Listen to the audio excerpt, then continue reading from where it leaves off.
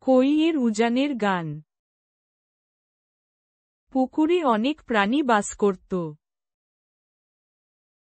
ছোট্ট কই নদীর উজানে সাঁতার কাটতে ভালোবাসত। ব্যাঙগুলো তাকে দেখে হেসে উঠল। কচ্ছপগুলো বলল সে অদ্ভুত। এবং খোঁট, কেন স্রোতের বিপরীতে সাঁতার কাটবেন? এবং খোঁট, ব্যাঙ জিজ্ঞাসা করল।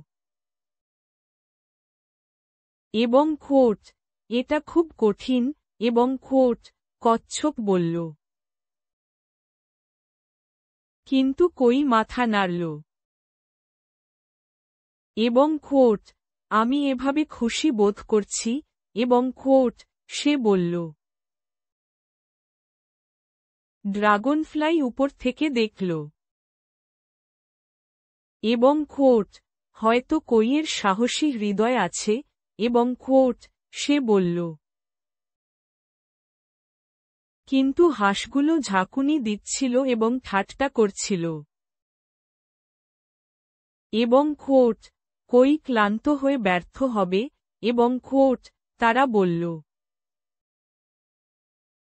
কই অবিরাম সাঁতার কাটল। সে জোরে কণ্ঠস্বর উপেক্ষা করল।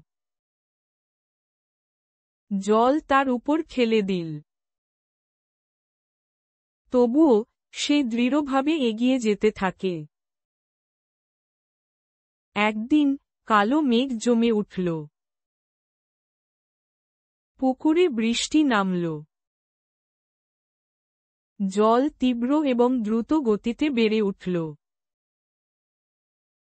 পশুরা চিন্তা করতে শুরু করল।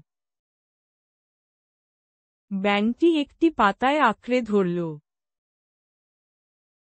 কচ্ছপ তার খোলসের মধ্যে লুকিয়ে রইল। হাঁসের বাচ্চারা বৃত্তাকার ঘুরছিল। পুকুরটি ভয়ে ভরে গেল। কিন্তু কই তীব্র স্রোতের মুখোমুখি হল। সেই ঢেউয়ের বিরুদ্ধে প্রবল সাঁতার কাটল। নদীর উজানে সে একটা শান্ত জায়গা পেয়ে গেল। সেখানে, জল নিরাপদ ছিল। এবং খোঁট, কই অদ্ভুত নয়।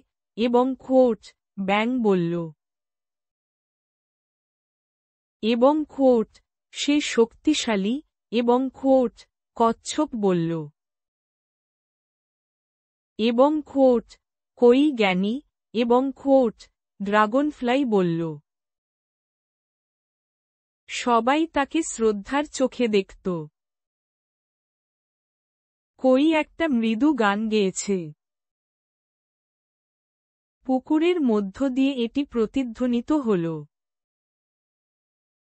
এবং খোঁট, নিজের উপর বিশ্বাস রাখো। এবং খোঁট, সে গেয়ে উঠল।